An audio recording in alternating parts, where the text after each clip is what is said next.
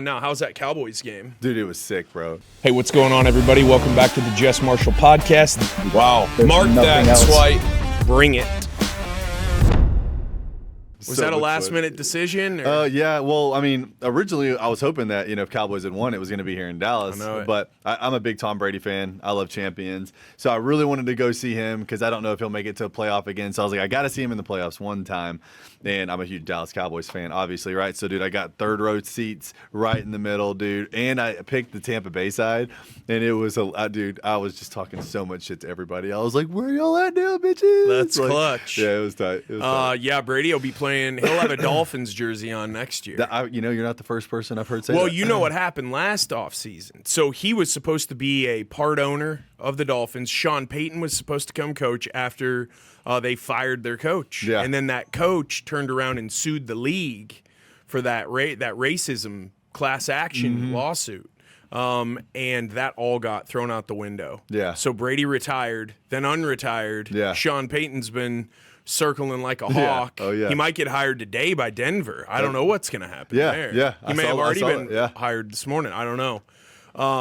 Yeah, that looked fun, man. I mean, that's one of the advantages, right? Entrepreneurship isn't just about the money. It's about the lifestyle, man. It's about the freedom. Options. It's about the freedom, I mean, now that we're doing what we're doing, I mean, life is really good. We have the flexibility to pretty much do whatever we want, whenever we want, So, we got a lot going on, man. We don't just sell real estate. I mean, I have 400 agents across the country in Canada and the UK that are on my team with EXP. I have 17 agents on my I have 13 now. I just let some of them go.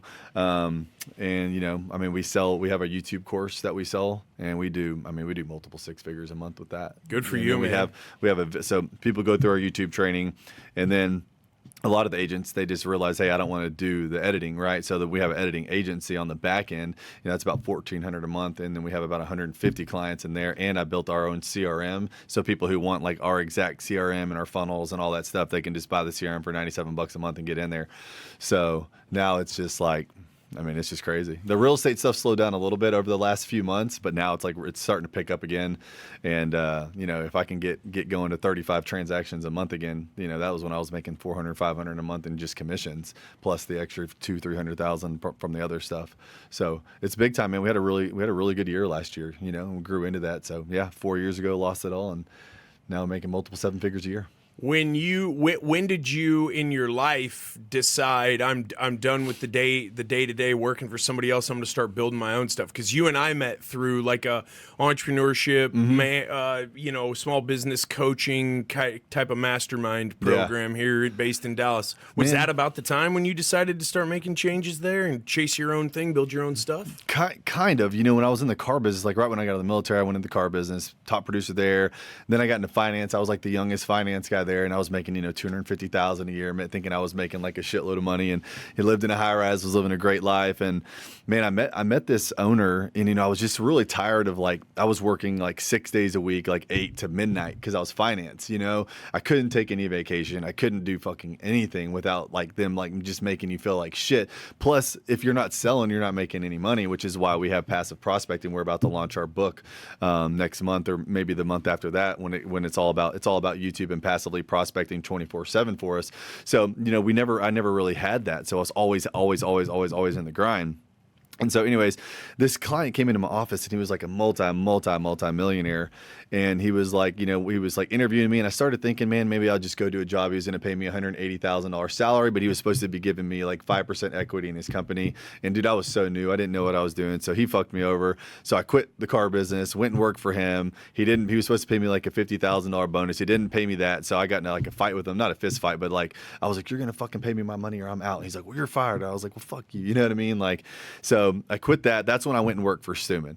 When I saw what Stewman was doing, I was like, okay, this guy has like 30 people in here, and they all paid $5,000. I was like, dude, you made $150,000 for this? So it kind of like opened my eyes to there's some other possibilities here, and then, working with him, I was like his top sales guy. I started selling all these like super high ticket $30,000 masterminds.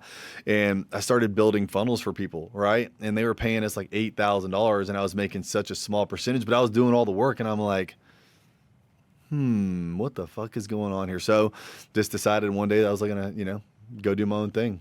What's a funnel? For people who are watching and listening who don't know what a funnel is, what does that mean? Anybody who's in small business knows what a lead funnel is, but can you break it down what the goal is? Well, the funnel is basically meant to attract people, right? You know, it's like a landing page, basically, right? So a funnel is you have an offer and someone feels they like that offer. So like for our offer for YouTube, it would be like how to make 100K in 100 days without cold calling, door knocking, or spending money on advertising, right?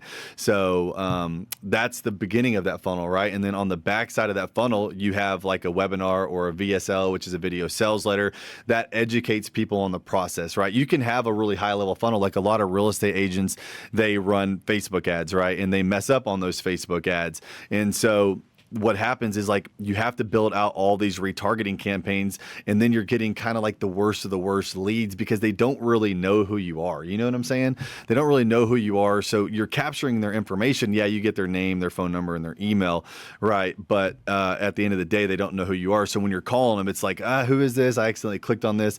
So if you build the funnel the right way, if you have a good product or a good service or something that you're trying to do educational wise, you know, they can enter their information on this landing page or a funnel that basically captures their information, and it'll direct them to like a long form video, right? So you could have like a 15-minute VSL, or you can have like a webinar that goes for 45 minutes or an hour or something along those lines.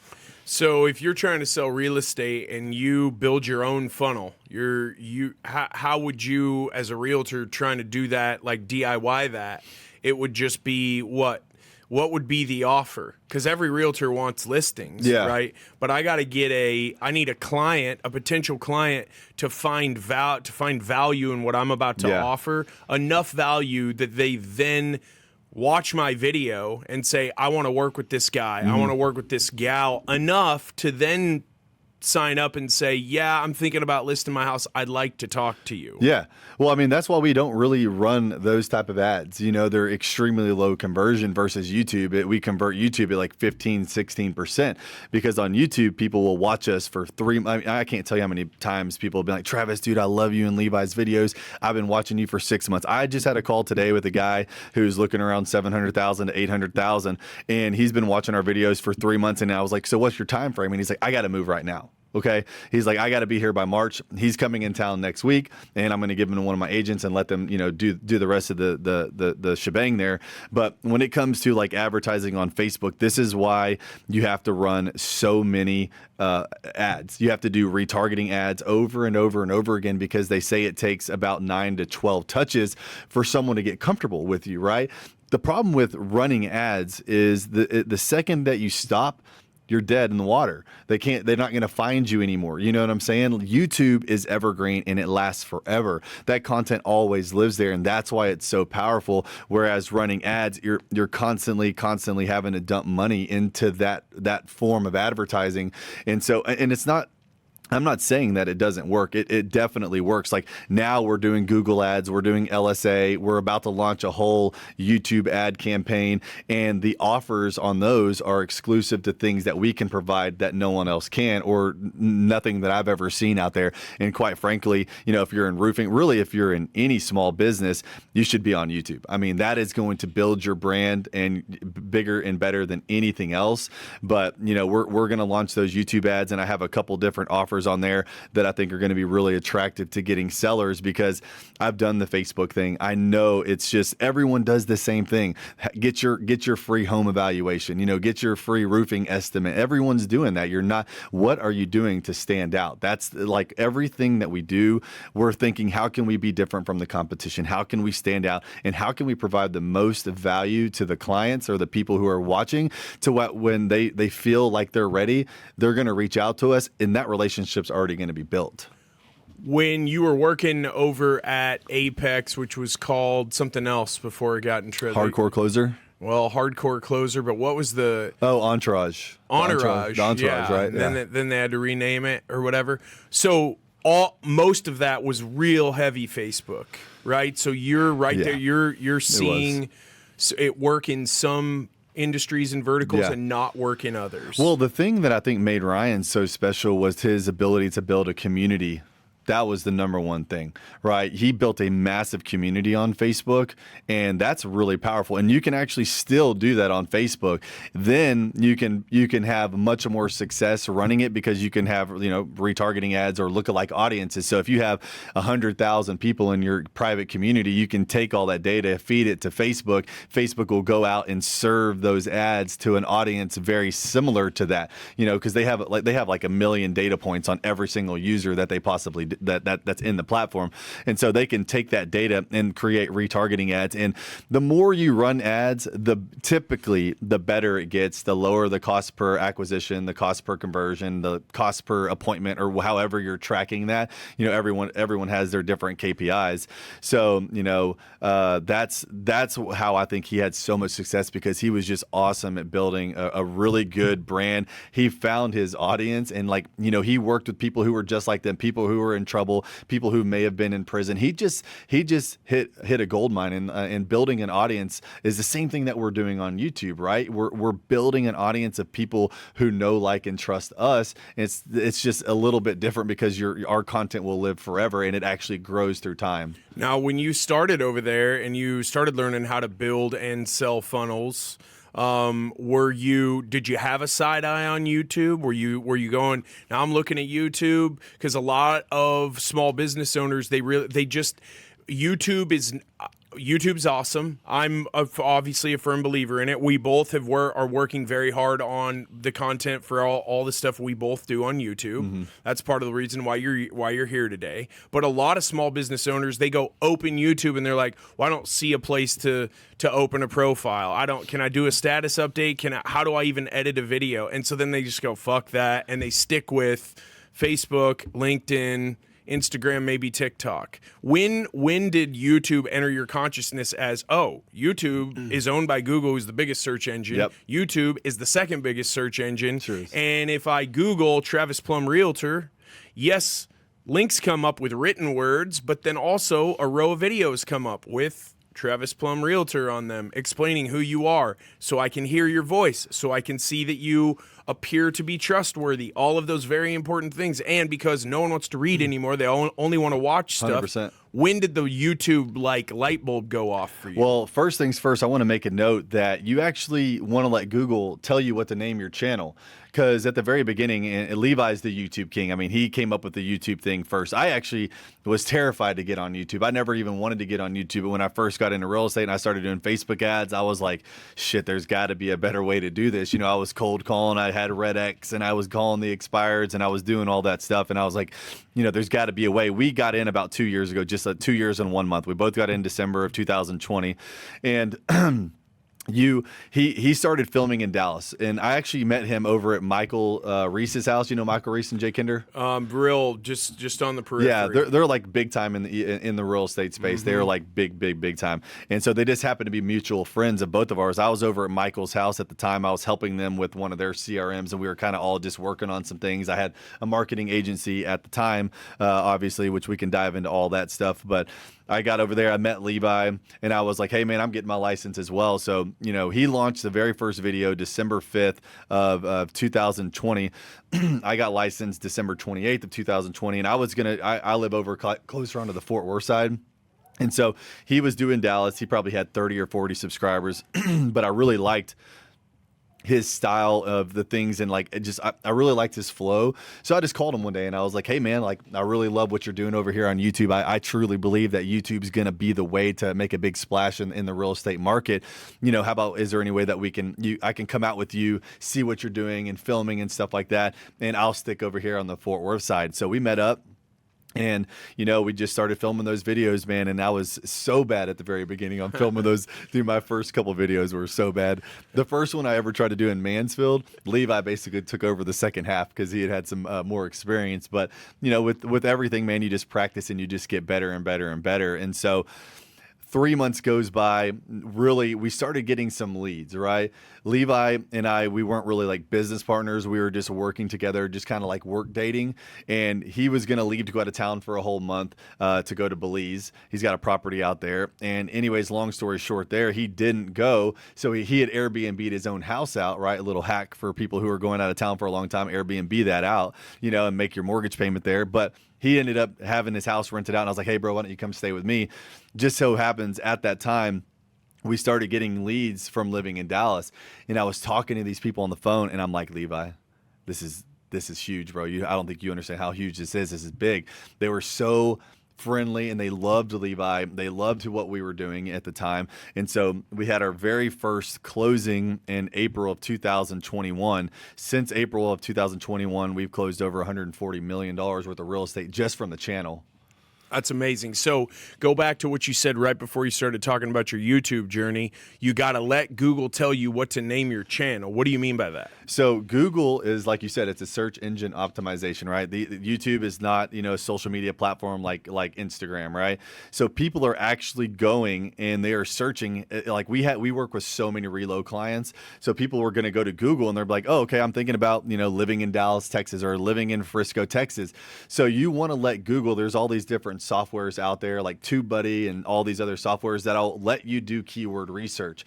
Let them tell you, because no one is Googling Travis Plumb Realty. No one even knows who I am. No one's Googling Levi. No one knows who he is. Maybe now they do, but we wanted to let that search be the tell-all. So when we work with all of our clients, right, we have clients that work with us on YouTube and they do our video editing and all that other stuff.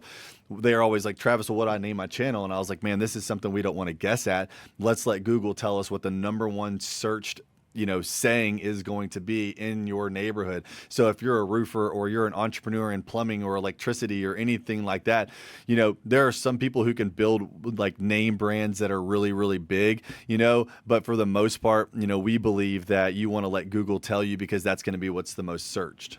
So when you're running a you're doing keyword analysis. Pretty much. Is exactly. Google also considering all of the keyword searches on YouTube when it spits back what it's recommending? Absolutely, okay. It does. Because yes, most that's why people SEO is so important. Yeah, most people, even though they don't, because like if someone reaches, I was at an event. I don't know, 2-3 months ago. AC went out. Big, nice house. I'm all dressed for the event. And the owner of the house, well, I got to call my assistant. She'll have to, I'm like, no, just who's what AC do you? I'm like the only contractor there. Yeah. Okay, but I'm not a HVAC expert. I said, just put in the year, the make, the model, and say error code. And put the error code. And this guy looked back at me. The guy was speaking Greek. Yeah. So people don't go to YouTube to search problems very often. They do really go to Google. Google then kicks up suggestions for YouTube, and that's where now you're more people who are more comfortable with YouTube. I probably search YouTube more than I search Google. Me too. Now Especially. Yeah, because now I can cut 10 minutes out of the process of just solving the problems. All I care about. I got to get to point A to point B faster. Yeah. So your recommendation to a small business owner who wants to start a YouTube channel is don't spend a bunch of fucking time trying to figure out some flashy name. No. Just run the play of figuring out what people are looking for. Maybe it's going to be city or region specific, right? If you're not a national company, but you guys are going to be and already are much more than just a regional brokerage. Yeah. And I know that's your goal too. So as you continue to grow and build out your YouTube efforts, are you searching keywords in different regions, cities, states, anything like that yet? No, I mean, goals, they definitely change, right? I mean, we want to, the thing about EXP is it's a virtual brokerage. So they're in like 21 or 22 other countries, right? So we have a couple agents in the UK, have really big agents up in Canada, and then we have people in California, Arizona, New York. They're kind of spaced out. We have almost 400 agents. Those people get our YouTube course for free, and we help them and educate them on the process, but they need to do their individual research. So they're not like the people who are on our local team, right? It's completely different. Originally, I really did want to grow a massive team and have all these other teams everywhere else. Then I started growing a big team, and I was like, I don't think that's going to be, it's kind of like, it's still up in the air. There's a point of diminishing returns when you, 100%. Yeah, it's good people are hard to find. I don't give a fuck who the guru is who's going around going, if you think that there aren't good people out there, that's on you. You're not attracting talent. No. Okay, we have a higher unemployment rate amongst 25 to 35-year-old Caucasian males right now than we ever have in the history of unemployment rates. Like, what are those dudes doing? Yeah. Are they playing Fortnite? Are they doing like OnlyFans? They might be, dude foot modeling. Like, what's going on? So I hear there's some good money in foot modeling. I have no idea. I would be a poor candidate since yeah. That's what I heard. I've had 3 of my toenails removed permanently from rugby stuff. So I think, hey, there might be a market for that though. Dude, there's got to be. There's a market a for gore everything. market. There is. You know there is, man. I mean, that's what TikTok's advertisements are about, right? There's a market for it. However weird it is, there's a bunch of other people who are into it. It's crazy, man. It really is. On the marketing side, though, your expertise with regard to generating leads, right? That is what the small business owner who understands that sales does solve everything. If you aren't selling, you're literally dying. It's just like the gym. If you're not building that muscle goes into atrophy within 48 hours. You're like actually getting weaker by not working it out. If you're not selling, you're dying. On the marketing side, your marketing journey with your marketing company started after you exited Apex. You're like, I can do this. I can go get clients. You're a really good communicator. You're a good-looking guy. You appear to be trustworthy, right? So you can go sign people up to build funnels for them. But you got into business, right? And this is something a lot of young dudes. I just had Bubba Marlboro up here last week. He was in Stuman's thing for a long time. He got squirreled off into some business partnerships with older guys who are just looking to leverage your young dude ambition and energy. Is that part of what happened when you partnered up with this guy who did and it didn't work out, or what happened? Yeah, I mean those are really great questions. I mean, I think, if you're going to be going into a business partnership, after my experiences, you have to be very, very, very careful. And that person needs to bring, as much, if not more, value to the table. And so, it's actually funny. The first guy that I partnered with, he was in the entourage in the more expensive mastermind. So when I got out. Fly in Friday, bro. Yeah, fly in Friday, man. And, I actually met him. Luckily, it was really, not that it was lucky. I partnered with him.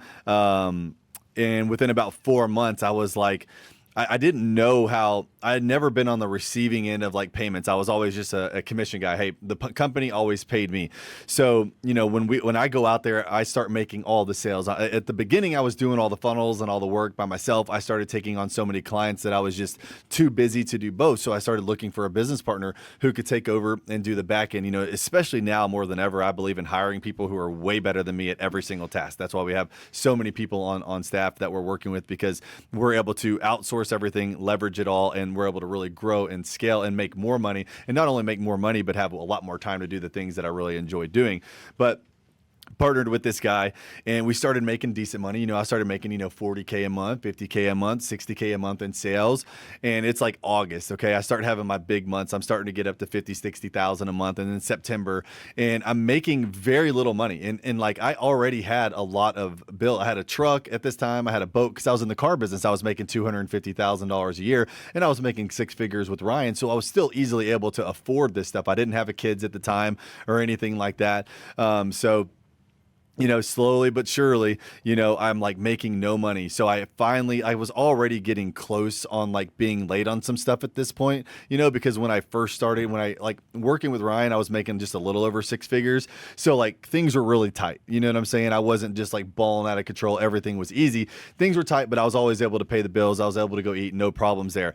When I opened up my own business, a couple months went by where I was really making no money. Then I started slowly making some money. And then, I started having those bigger months. But I was like really running through all my savings at this point. So and it was like September. I remember I had my first late payment on my truck, right? And then the next month I got behind on some of my credit cards. And then the next month, because I wasn't getting any money, like all the money was going through Stripe, and I didn't know. He kept telling me, because we kept getting different Stripe accounts.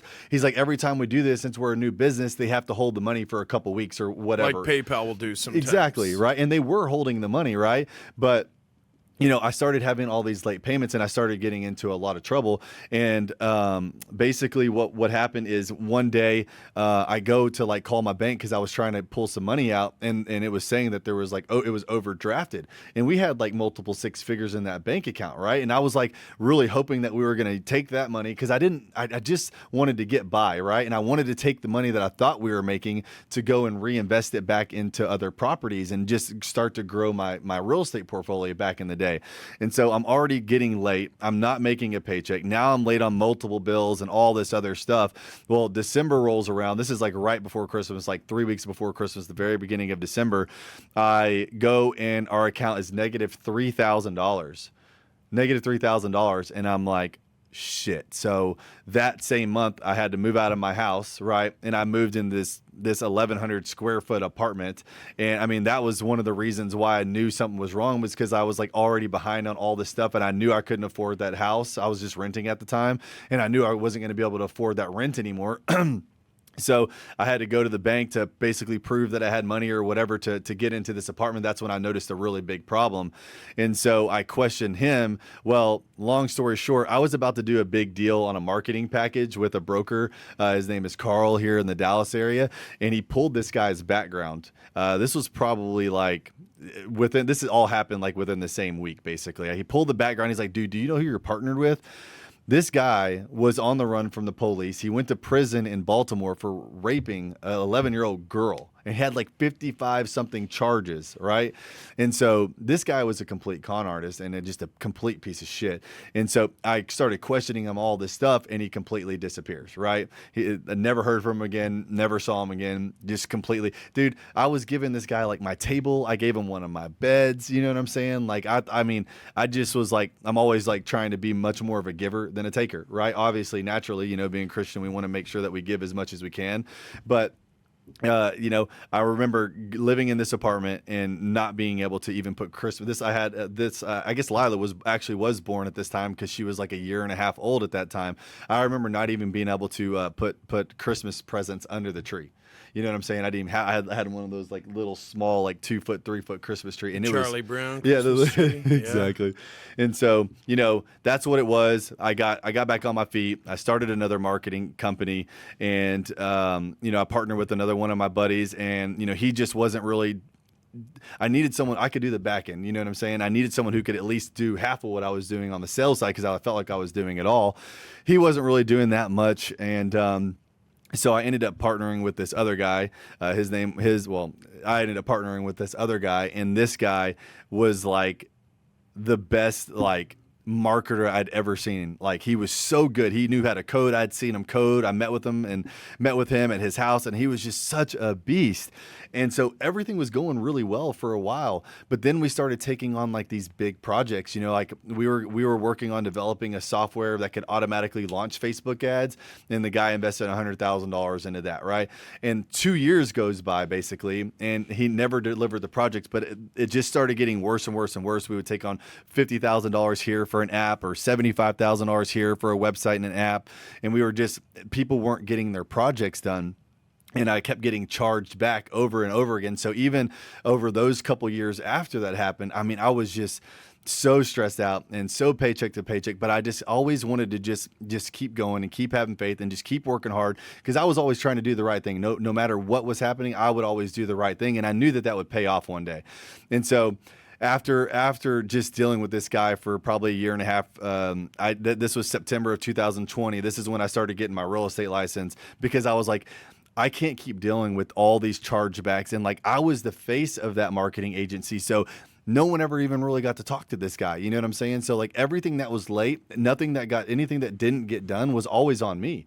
And so I just decided, hey, I'm just going to go into real estate. Where's the one place that I know I'm really good at sales? I'm really good at marketing. Where can I go to where once I get paid, that money doesn't just get taken out of my account because the transaction is complete and it's over?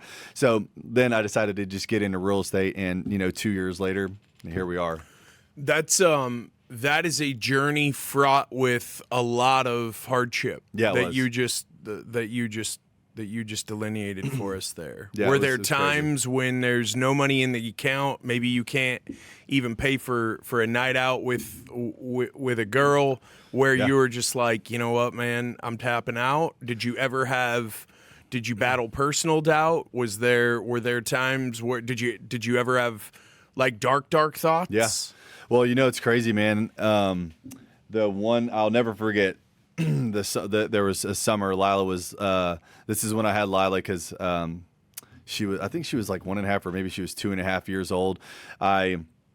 One night I was like so depressed. I actually went down a rabbit hole of like drinking and doing drugs. You know what I'm saying? Like I was out partying on the weekend. You know what I'm saying? And just that was where I was spending any extra money I had. I would do that. It was so stupid. Was that because you were trying to escape like this? Oh, for sure. Just massive. I've been ripped off so many times too. Yeah. It's embarrassing. You don't even really want to tell people about it because you're like, I got completely conned, and I guess I should have seen it coming, and I don't know why I'm so trusting. And were you trying to cover that up with the drinking and the drugging? Dude, I think, man, I just didn't. It wasn't that I was like embarrassed that it happened. I've always been really open because I think it inspires people to just, it's okay if things happen, But I just thought for me it was like an escape. You know what I'm saying? I felt great. I was out at the club, like just, I'm cool, I'm drinking, I'm doing drugs. Like, that's just what I thought, right? And that was actually ruining my relationship. That was some of the hardest times for me and Sam there.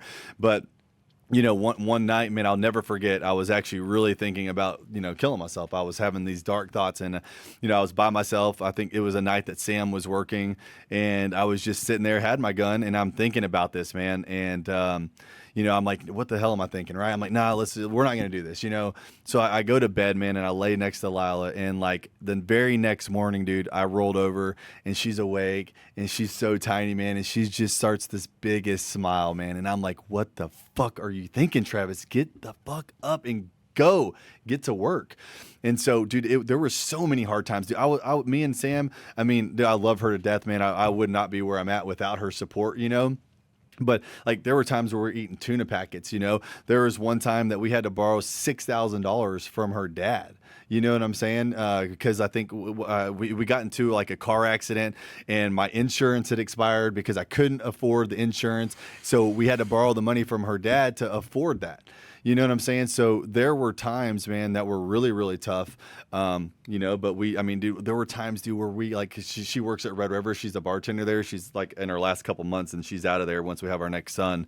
But dude, we were scraping together her quarters, man. I'll never forget going to Walmart and touching all those nasty quarters, man, and having to put them into the quarter machine. You know what I'm saying? Just to make a couple extra $100. And then Coinstar gets to take what, like 8%, or is it? Yes. I think it's more than that. I think it's more than that. Yeah. The only other option is to roll them yourself and take them to the bank. And Yeah. even if you do that, they break them and count them all there by hand. Yep. Because people used to take those, those knockouts in an electrical junction box.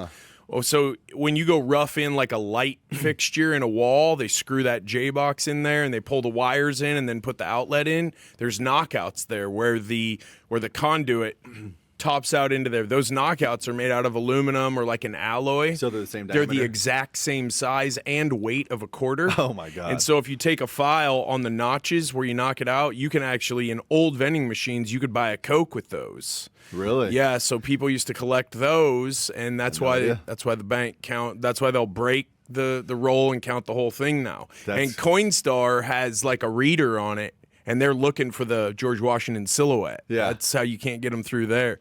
I've been in similar situations. What drives you? Or has this always been, have you always had this, I know there's a better life out there waiting, I'm going to go get it attitude?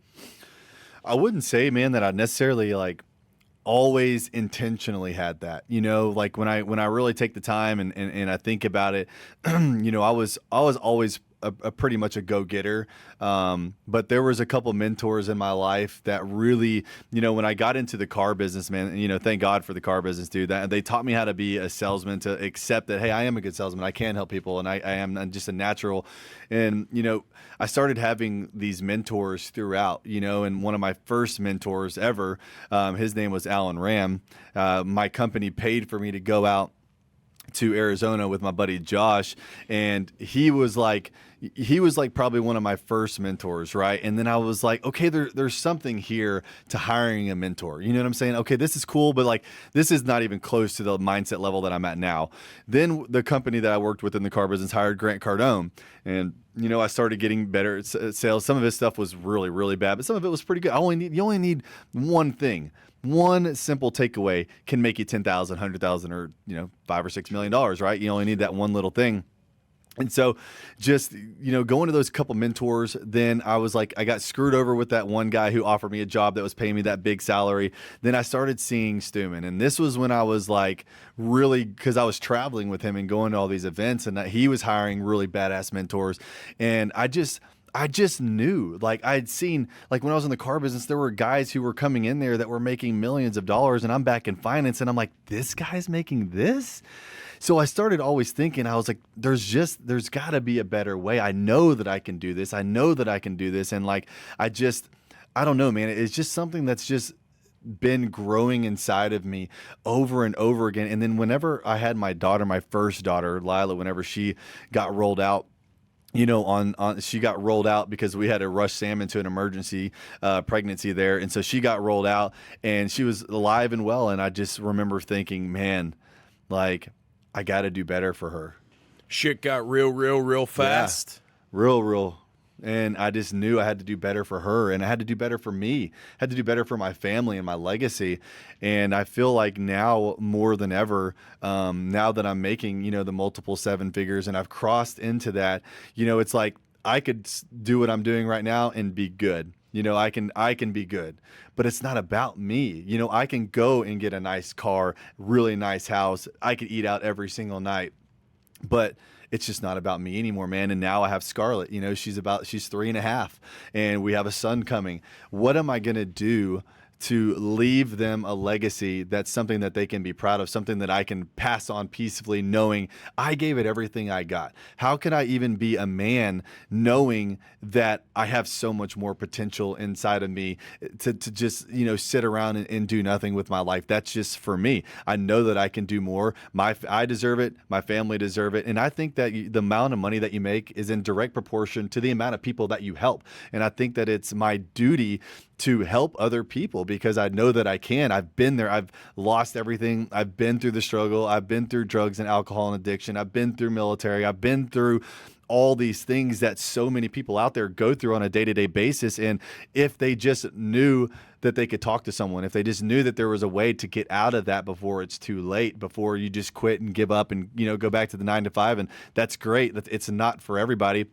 But I just have bigger ambitions, man. And I just want to leave a legacy and something that I can be proud of. And man, the number one thing is like the time. Like I spend so much time with my kids. We're going to Hawaii for like 7 or 8 days, I think, at the end of the month. And they're coming with me. I took them to Puerto Rico with me twice for a week each last week.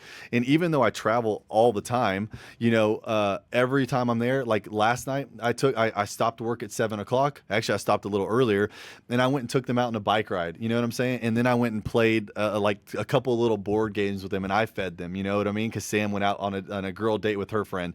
And so every night I pretty much stop work at 7 o'clock, and I try to spend 2 hours every night with them. That's completely just distraction free. Maybe we'll watch a movie. I try to take them for a walk almost every morning.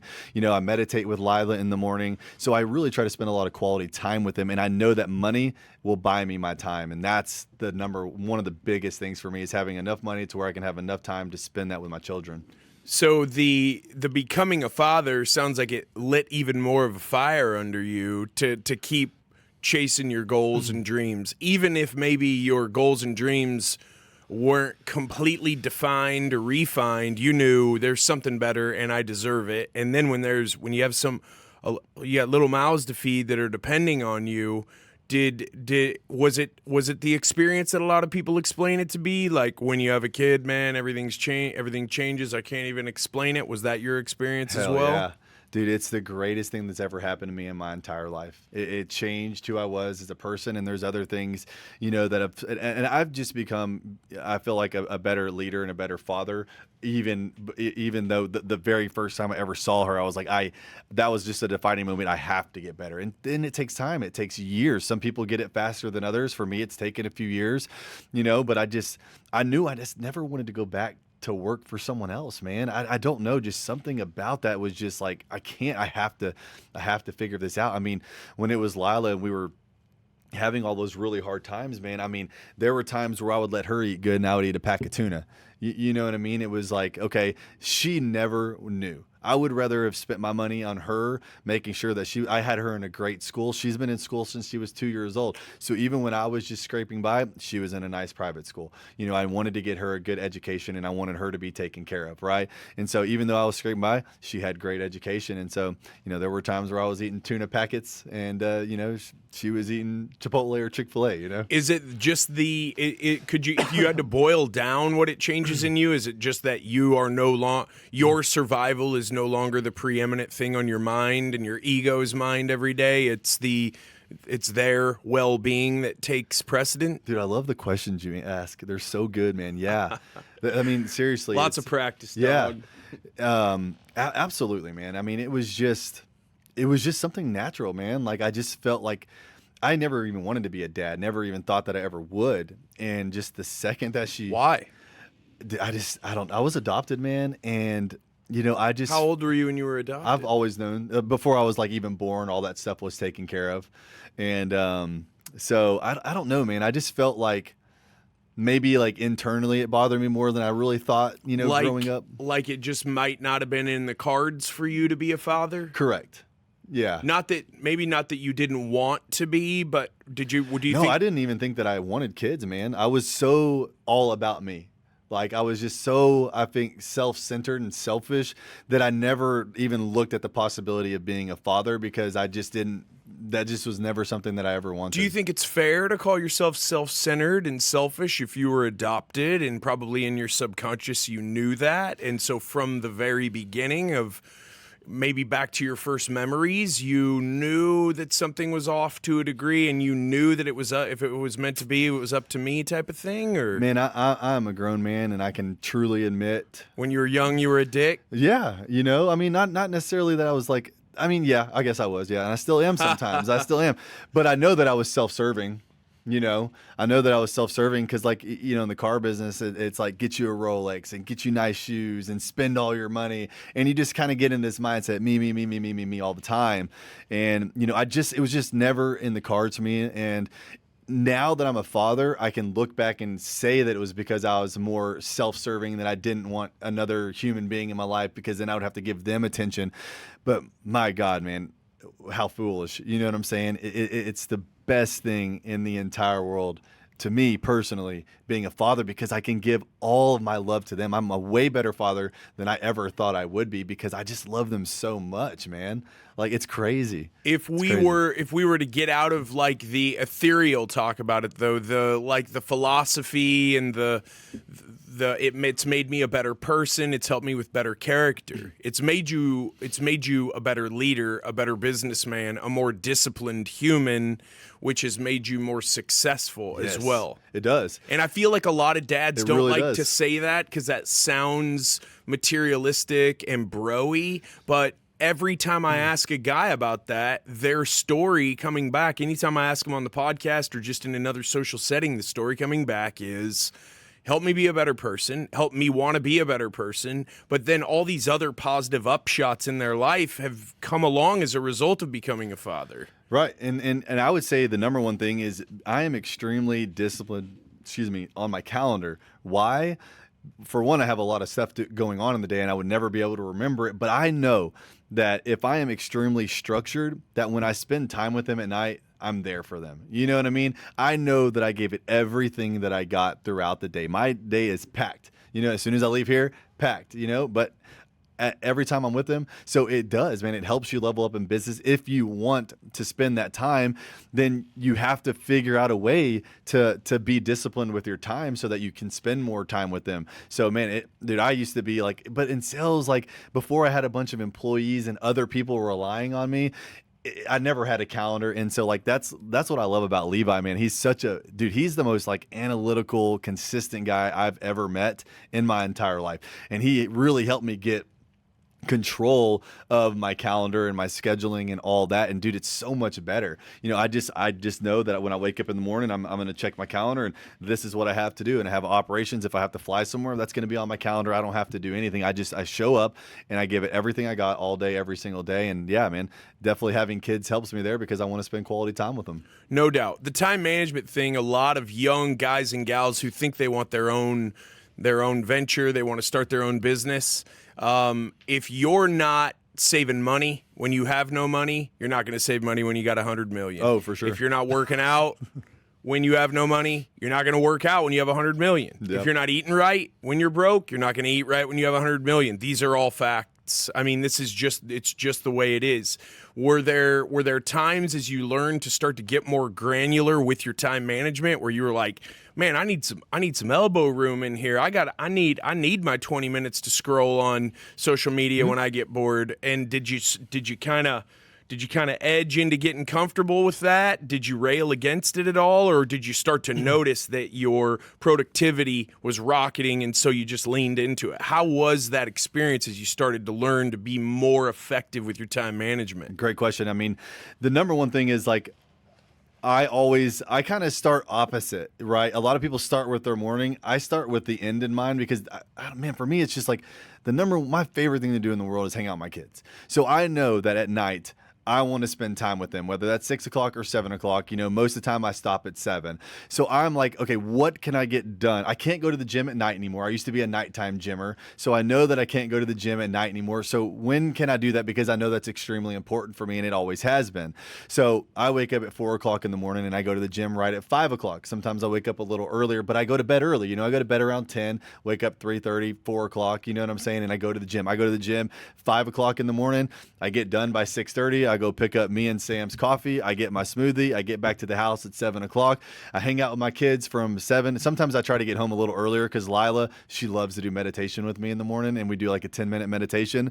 So I try to get home, you know, 6:45 or 7 o'clock, do a meditation or take them for a walk, right? Then they eat at 7:30. They're already dressed. They go to school. They leave for school at 8 o'clock. They get to school at 8:30. Sam takes them, or you know, our nanny will take them to school, or one or the other. So by 8 o'clock, I'm free, right? I know that I'm free. Last year, I was so even earlier last year. Geez, it's already 2023. It's crazy, dude. So earlier in the year, we were having like team meetings at 8 o'clock in the morning, and then, dude, I was just on meetings like all day, and then I was like getting really tired of it. Like later on last year, I was starting to get tired of that, and so I rescheduled everything to make it more powerful. So I started not having any meetings until 11 o'clock. So now in the morning, I can take time to be creative. I can take time to read.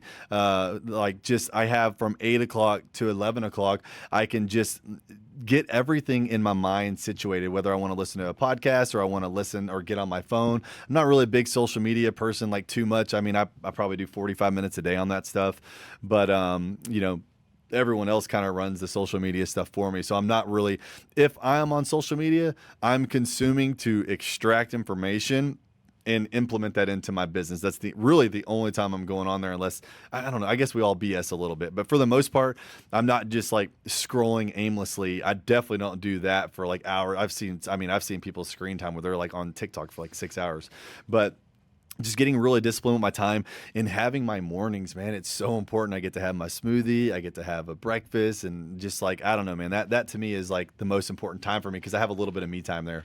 The personal disciplines that you just rattled off, sleep time, so your sleep hygiene, getting to sleep. Do you meditate before you sleep?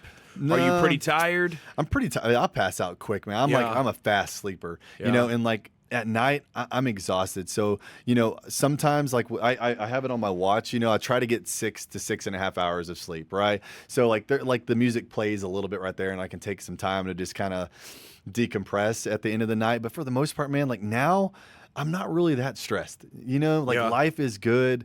Everything's going great. I know that I did like when a lot of anxiety and stress comes from knowing you didn't do what you're supposed to You do. procrastinated, Yeah. and your subconscious tripping. is like, we are in trouble. Yes. Alarm bells. Let's 100%. handle this. Yeah. Procrastination is a struggle for a lot of people. It is. As much as I know it's bad, I still procrastinate Me too. about certain things. Me too. And it bothers me, and I have identified it, and that's obviously the first step to solving it. Yep. Because normally when you procrastinate about something, it's about something that then becomes way bigger in your mind than it actually really ever was. Hell yeah, man. And the more you procrastinate about it, the worse it seems like it's going to be, and the more fear gets built up around it, where that's probably a 20-minute thing, where if you sat down and you time blocked and you turned your phone over and you just dialed that project in, you could knock it out.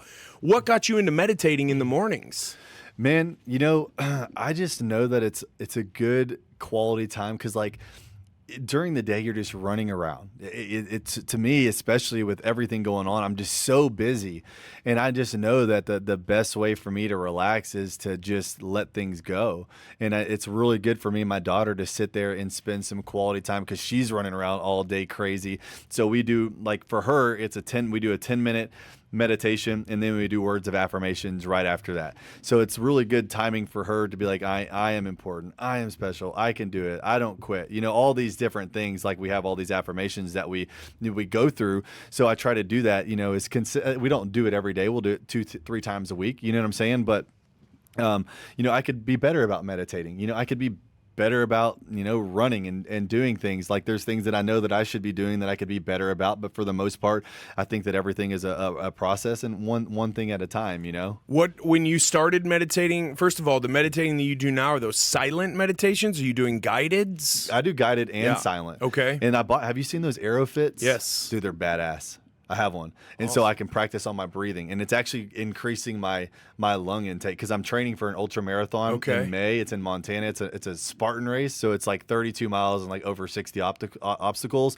So like now I'm like much more into a training mindset and atmosphere. So I am working on my breathing. I am increasing my cardio. I am increasing the intensity of my workouts, and naturally I can feel a difference. And but just having a little bit of just time to be grateful. You know what I'm saying? Like truly just not think about work or anything else, just to think about just being straight up gratitude, man. And I think having gratitude first thing in the morning is the best thing for me because it just sets off my whole day of just being grateful, just little things, man. Thank God I just woke up today. You know what I mean? Thank God I have a beautiful family and all these other different things. And, I pray, you can meditate, you can do all these different things. And it's a I don't do one thing the same every single day. Sometimes I just sit there and pray. I hold on to my Bible and I'm like, thank you, Jesus, for everything, man. Thank you, thank you, thank you. How can I be of service to you? And sometimes I'll just sit there and I'll just meditate, So just different things in the morning, but I really try to set off my mornings with the most positive vibes that I can possibly do. When people come to you for coaching or tips, and Travis, I see what you're doing. I've seen you on social media for a while. What do you recommend I do? I want to grow. Are the personal disciplines and habits something that you lead with when people ask you for tips? Like, for example, if you want to get paid by like a pro athlete, try operating like one. Yeah. Try being in bed at the same time every night and make sure your sleep hygiene is dialed in. Train hard. Don't look at your phone. Go hard at that. Dial in your nutrition, things like that. These are all things that you're consciously and intentionally doing, not just because it's going to help you with your health, wellness, and longevity, but because you want to be as potent and optimized during the day as possible, right? These are all performance-enhancing efforts for you. 100%. And again, it's not even about me. Who am I as a man for my children? How am I being a leader? It's funny, Pace Morby, we joined their mastermind, and, he was in a room full of people and everyone started clapping, right? Everyone's clapping. He's got a brand new baby and the little baby starts clapping. You know what I'm saying? She doesn't know what's going on, but she sees it. she does know. She may not understand the words or what they're talking about, but they see it, man. They're watching you all the time. And if my kids are seeing me work out and give it everything that I got and making time for them, they're going to grow up seeing that, hey, my dad gave it everything he got. He's always been there for me. Like tonight, I'm taking him to gymnastics. Every Thursday is my night. Taking him to gymnastics because I want them to be I'm there, and I told those teachers, if I'm bringing this kid over here to this academy, I want y'all to go hard on them. I want you to push them to the limits. And so it's crazy how fast they are. They're doing like somersaults and like holding on to these things. But, the kids, they're watching. So yes, it does help me optimize for my day to day. And, I just want to lead by example. How could I ask someone to go do something if I'm completely unwilling to do it, Yeah, that's one of the tenets of good leaders too. Right? I'm not going to ask you to do anything I wouldn't do. In fact, I'm not even going to ask you. I'm going to go start doing it, and you just follow and I'm going to make the hard tackle. Yep. I'm going to break that. I'm going to run not like Zeke does, like Pollard does. Yeah. I'm going to You're going to get them 10, 20 yards. Yeah, I'm going to hit that shadow in that hole and not know if there's a linebacker there's going to break my neck. But I'm going to hit that thing as hard as I can. Andy Frisella says the biggest rebellion these days is personal high standards. Yeah. And we hear a lot about toxic masculinity. There's people like Jordan Peterson who are really gaining a lot of notoriety. He's got escape velocity now because he's out there saying things that men have been emasculated so much recently and told, no, you're toxic. No, you served in the military. You work out. You have a family. You run businesses. You help people put food on the table of their families. What does it mean to you, if you had to distill it down in just to a couple of sentences, to be a real man in 2023? That's a good question, man. If I had to sum it up, to be a real man, man, that's a tricky question. I mean, are we allowed to just kind of open up? Hell yeah. Okay. All right, cool. I don't believe in any of that shit. I don't believe in toxic, masculinity or any of that. I think being a real man is someone who is willing to wake up every single day and do what it takes to provide for their family, no matter what that is. Not one single time during the day am I thinking about suppressing, a woman or being disrespectful or anything along those lines. Like when I'm waking up in the morning, I am thinking about, how can I do that? But at the same time, when we're talking about being a man, I feel like as men, we have to do some of the hardest jobs in the world. When I was in Iraq, you know how many women were running convoy security with me? Well, probably not that many. None on my team. There's very few of them out there, right? It's men doing a lot of the very, very hard work. It's men doing a lot of the construction, the hard physical stuff, like my girl, like if she needs something to be lifted heavy, I'm there to do that for her. You know what I'm saying? Because she may not be able to do that, but like, it's like I hear about this stuff all the time about toxic. We're supposed to be men. This is what society is bringing down on us. That is just complete BS. You know what I'm saying? It seems like it's intentional. Oh, 100% it's intentional. If I can make you fat, if I can take away your ambition, if I can take away your hunger for more, and if I can hopefully break down your health, then I got you right where I want you. Yeah. And people are fearful of being, canceled and all these other things that make them hold back from what they really want to say. But, China had this 100-year plan to take out America without firing a single bullet. How are they doing it? TikTok. There are people on TikTok for 8, 9, 10, 11 hours a day. I don't even know how that's possible. But if you look at the algorithms in America, we're looking at all these dance videos and funny videos and all this other stuff, while over there, it's all math and science and education. Engineering. Yep. Mm-hmm. You know what I'm saying? So social media is a big thing. All these filters making women insecure. And I believe that when you're insecure, this is why they're talking about toxic masculinity, is because they're insecure for some form or fashion. It's all what do they call it when you're projecting, right? It's all projection. I mean, they have filters for people that makes people more and more insecure. They're cutting people out of church. Like this whole thing with, COVID, whatever, like that was like, people could go and do all these other things, but you can't go to church. They're trying to break apart. You our go to family. Walmart, but you can't go to church, Dude, bro. they're trying to tear apart our families. They're trying to tear apart our religion. If you believe in God, now you're some sort of White supremacist. Dog. You know what I'm saying? I mean, it's like they are absolutely trying to destroy us. And like, God says this, it's riddled in the Bible, man. If they can take away your personality, take away your identity, take away your family, take away your faith in God, they have you. Because then the only thing that you have is, I guess, faith in this government, but they don't give a shit about you. They truly don't. They want to take all of our money. That's why they have all these super high taxes. They want to take our money. They want to take our jobs. They want to have complete and utter control. And I think that, people, when you go to war, you really see how evil it is. Like over here in America, people have no clue that all this evil truly does exist. You know what I'm saying? All this evil, it's real, and there are people out there who completely just want to dominate and have control over everything. And so, yeah, I mean, being a man is staying strong in your faith for your family no matter what. I will do anything for them. I would die for them, and I will go out swinging, man. If someone wants to cancel me because I believe in God, well, I'm going to let my kids know that we believe in God, and this is a house of faith before anything else. And like, no one can.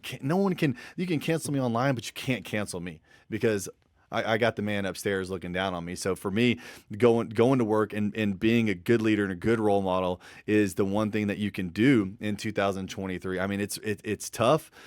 Man, I don't know, man. I just think that everything is all faith-based, and if you're losing faith and you're losing sight, and you're doing things on a day-to-day just for yourself or for what other people think, you're going to be in trouble. Was your faith plays a big part in your success? It plays a big part in just your day-to-day. Is that something that you were introduced to as a kid, or is that something that you've come more familiar with as you've gotten older? Well, man, I actually was, I used to go to church all the time as a kid. And I think because my mom, there was times where I didn't want to go, where she would make me go. I kind of started being really rebellious when I was like 16. And, I went to the military, I go to Iraq, and I'm like, I have no faith at this point, because I'm seeing horrible, horrible things. And I really have no faith at this point. And, I got married, back in 2012. And got divorced a few years after that. They were extremely religious, and I really fought it hard. Me and her family, they're great people. I look back and it was all me, of course, but they were so religious that I was just like, I got to get out of here. This is just way too much. They were going to church 3 times a week and all this other stuff. And so I got out of that. And the one thing that really changed my life big time is I actually had a shaman come down. I did it with 2 other people, and it was have you ever heard of DMT? Oh yeah. So I did 5-MeO DMT, and like, long story short, it was the craziest experience I'd ever been in my life. What about a 10-minute journey, 15-minute journey, Yep. somewhere in there? It was the first time I did it. So it's crazy. My favorite number is 66 because Mario Lemieux is my favorite hockey player of all time. And so when she weighed this medicine, she was like, man, it landed on 66. And she was like, 50 is a pretty strong dose. And I was like, I'm doing it. It's 66. It was like all this like spiritual stuff at the time.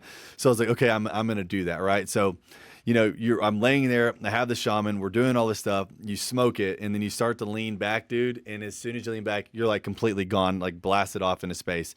And I go and I'm like basically flying through space and time, like through a kaleidoscope, and it felt like I was there for an eternity. I wake up, what they say was like 15 or 16 minutes later, and I'm like bawling, dude. It was like love. Like, what I learned from it was like love was the answer to everything, but I felt like I was missing something, like something else was there. And so I hit it again. I do it again. And like this time, because I was like really scared to hit it again. Like back to back? Back to back. Like I sat there and cried for probably 30 minutes, and then I did it. So I go back in, dude, and I see God. And he is like, Travis, you have to go see your birth mom right now. So my mom, who I was raised, she's always known who my birth mom was and always knew where she was. And I knew that. I've always known that I could easily reach out to my birth mom if I wanted to. So I go and I do this, man. And so 2 weeks later, I take me and Sam and Lila. Scarlett wasn't here yet, to go meet my birth mom. And it was crazy cool, man. She had like big ears like me. She had like lighter color brown eyes. And I was like, whoa, like, that's crazy. But, you know, she had a canister, so I guess she like really heavily smoked cigarettes. Well, long story short, had a great conversation. 2 weeks later, her friend calls me. She dies on the phone with me in the hospital 2 weeks after I met my birth mom. That was when I was like, God is real. Your mother passed away My birth mother. 2 weeks after you went to see her for the first time with your firstborn child Yeah. and your life partner. Yep. That's crazy. Dude, it was. What did that make you feel like feel about the psychedelic journey? I love psychedelic journeys, man. They've changed my life in many ways, in a very positive manner. And like that was like the first time where I was like, God is real for sure, because he it's just crazy, man. Like when you do these things, like how it just opens you up to like the spirituality.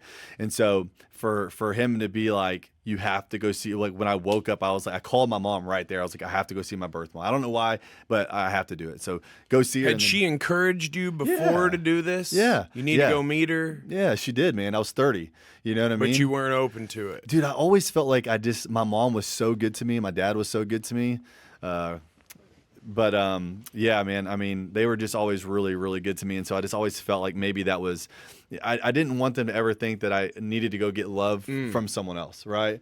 So, but at this moment, I just was like, Mom, I got to go see her. And she's like, honey, I'm so glad you're finally willing to go do that. You know? So we all went out there and we saw her. And then 2 weeks later, she can't talk, you know what I'm saying? And her friend's calling me at the hospital, and I'm just telling her how, you know, she's like, she's not going to be here much longer. She's about gone. And I'm just telling her how much I love her and how grateful I was for her to give me up for adoption. You know what I'm saying? And I got so lucky getting in touch with such a great family where my parents really, really loved me.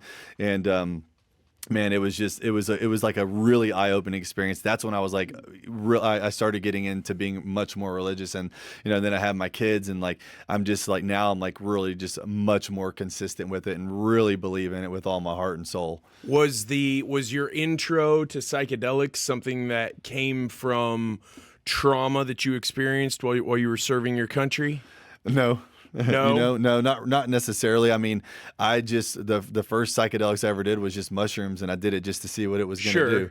And I was like, whoa, this is like amazing. And then it was like, dude, then you're like, what was your first psilocybin experience like? Was it ears on fire and your face is flushed, but then you start to feel like you're vibrating, and then colors, or dude, can you put it into words at all? It is kind of hard, but I've done shrooms a few times in my day, so I can control it, you know, now, and I know how much to take depending on what type of experience I want to get. You know, if I want to like really blast off, take 3.5 grams. If I want to just have a good time and go out, you know, go country dancing, take 2. You know, so the first time I actually did that, it was crazy, man. It was really crazy. Like, it was like I was at the house. This is like when I lived like in Forney with my ex-wife and all that stuff. And you know, we go country dancing a lot. Like I'm a big country dancer. I used to do competitive country dancing. Really? Competitive country dancing? Dude. We would do competitions, man. I'm like, we got video of that anywhere? No, but I can go out and country dance anytime, and I'll dance anytime. Country is like my sauce. And so we were like, dude, it was like me and a couple of my buddies, Vince, who I'm still really close with, and a buddy of mine, Wilson. And we actually go and we do it at my house. And dude, we are just like tripping in the house, like crazy, like, dude, it's just like, I don't know, man. It's really hard to. It's so hard to experience. Yeah, but then it like you goes through this like really intense moment. You know what I'm saying? Where it's like, oh shit, I don't know if I should have done this, and then that kind of goes away. Well, we went out after to Southern Junction, and I had like one of the greatest nights of my. I was like talking to everybody. I was like dancing, getting down. It was like just such a great experience. I really loved it. But like there were just moments of like at the beginning when it was really intense, where I was like starting to like just feel things in a different way and see things and just understand things, and it just unlocks like your third eye or whatever, right? It just really unlocks like certain things. And then, you know, I sometimes like to go see like crazy 3D movies on it. You know what I'm saying? I do. And like one time I went and saw the Alice in Wonderland movie with Johnny Depp. And it has like all these like Tim Burton one, yeah, with all the clocks hanging down. Yeah. And I saw that, and dude, it just really opened my eyes onto how valuable life is, you know, and like how our clock can get shut in a split second, and like it was so deep that I was like, I can't waste another moment in my life, you know. And that's one of the things that helped me. Just I got to keep going. I got, you know what I mean? Like just all these little things have just added up to where like I do not want to live in regret. I want to go as hard as I possibly can and do the best that I possibly can and be the best father and leader that I possibly can. But like little things like that make a big impact on you. What was the impetus for the DMT journey?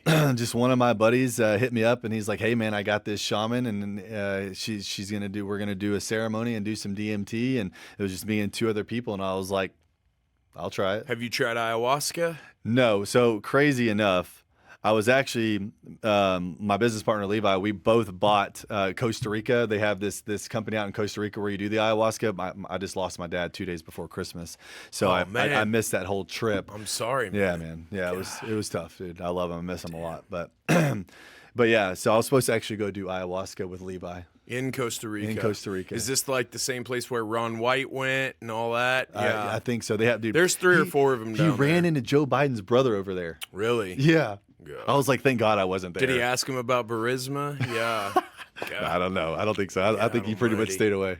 That's crazy. You talked a lot about mentors about 15 minutes ago. Do you think that if you looked back at all the mentors you've ever learned anything from, and then all the bad business partners, bad bosses, bad business contacts, have you learned more from the anti-mentors or more? Because you're a real positive guy. But we all know that negative sticks in your brain faster, stronger, longer than positive. That's why when you think back on things, whether it's a relationship, you don't remember the good times, you remember the pain. Do you think you learn more from the anti-mentors or from the real mentors in your life? I think it's just different, right? I think the pain is what keeps me going. I will never go back, and I will never live in another 1,100 square foot apartment. I will never go put my family and my kids back in that situation, ever. I will never go through that again. And I won't. And so that pain sticks with me. Like the money isn't the motivator more so than the pain of going back and being a complete disappointment to my family. You know what I'm saying? So the money comes with the success, you know. But I've learned a lot of really good things. Do you think they were completely disappointed in you at that point? They were too young, and Scarlett wasn't there. But Sam always stuck by myself. I was disappointed in myself. You know what I'm saying? I was disappointed because I knew I was better. I've never had. She believes in you, so always. She was like, "We'll get there." And she sounds like a very solid woman. Those are hard to find these days. She's so cool, man. Yeah, she's always been there for me, even when we had nothing, even when we're borrowing. She's like, "It's gonna be okay. We're gonna be fine." And she's fought through some stuff. You and I have talked about that of her own too. That she's had to battle. Yep, she's got a really stick her head down and battle through. Yeah, she's got a really severe autoimmune disease. So she's got, her hands are really painful and like kind of deformed. And, you know, they're like, we got like the diet down and we got like everything that we need. So things are a little better, but like there were times like whenever we had Lila that, you know, she would fall asleep with Lila and she couldn't even get out of bed. I would have to pick her up and carry her into the master bedroom. I'll never forget having to do that, you know. And that was before we had no money. We couldn't get medicine. We couldn't get doctors. We couldn't get the help that we really needed. And so that was obviously a struggle, you know, with her. But now she's not stressed anymore. So I think stress has a lot to do with what goes on inside the body. So, you know, she has her moments where it's really painful. But, you know, for the most part, we're managing it pretty well, I would say. As a driven entrepreneur who's always on the go, and I know you do have the quality time at home, the quality time with her, the quality time with the kids, but can you talk about what you've seen in the entrepreneurial space where people, maybe they're paired up with somebody, they both have a job, they're working for the man, they get their 2 weeks a year off, they get holidays off, it is what it is, it's a regular life. Mm-hmm. It's kind of what you're told to go do after high school, get married, go to college, get married, get your job, and then you're good to go. Just plug you into the matrix. You're a good little battery. Just do your. Exactly. But you've seen, like I've seen, guys or gals who no, I want to start my own thing, and the partner is not down. They're not having it. Yeah. there's too much flux, uncertainty, stress, all of that. How important has it been in your growth journey, your business and entrepreneurship journey, to have someone solid who supports you and believes in you in your life? Yeah. No, I mean, I think everything is situational, for the most part, right. If you're in a if you don't have kids, especially, and your girl doesn't support you, what are you doing? Like, in my opinion, get out, bro. Get out. Go do your thing, man. Don't let anyone hold you back, but, writing out clear, understanding what do I want in a woman is going, if you're getting into a relationship without understanding the type of woman that you even want and desire, if you're getting into, if you don't have that stuff written out or thought about, you're already getting yourself into a situation that may not last long term. But let's just say, you do have kids. I mean, you can only do so much, right, to keep a relationship put together. But if y'all are both on the same page, like me and Sam have had times where I'm like, hey, like, I'm going to keep doing this and you can stick with me or not. You know what I'm saying? Or go do your thing. Go find someone who's with a 9 to 5. I'll let her know that. You know what I'm saying? Go do your thing. I'll be sad and it'll suck. You know what I'm saying? But at the end of the day, again, I will not let anything stop me from my legacy for providing for my children, but we have very good communication. We've been to therapy together. It's been very hard. We've had plenty of ups and downs. By no means have we had a perfect, beautiful relationship. That is just so far Those from the don't truth. Exist, man. They do not. People who That say shit's that fairy tale. people who say that that's how it is are lying. And if you follow them or pay them for mentor or guru shit, you should probably just hit eject right fucking now. Yeah, how would you want to learn from someone true. that's perfect? No doubt about it. Absolutely. It just doesn't exist. And we've had good times and bad times, man. And, but at the end of the day, we've decided to stick that out. But if you're in a relationship, and you have kids, man, I mean, I think that's a really tricky situation. We have both stayed in our relationship for small periods of times because of our kids. And that was because, I was out partying and doing dumb stuff, and she wanted to be with me, but I had to get it together, but we also had a kid together at the time. And so there's just been times where it's like, hey, we're going to work this out because we have kids. But then we started really trying to communicate with each other. I started, obviously I started not going out, not drinking, not partying, just getting much more clear-minded.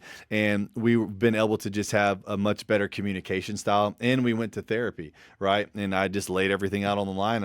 I was talking to other girls, right? I was doing things that I should not have been doing. And she was like, I love you and I want to be with you, but I can't do that if you're going to go and party and talk to other girls or something while you're out, And so that's a pretty reasonable ask, I would say. You know what I mean? Like, now we have 2 kids. We got a 3rd one on the way. Who knows what else is going to happen this year?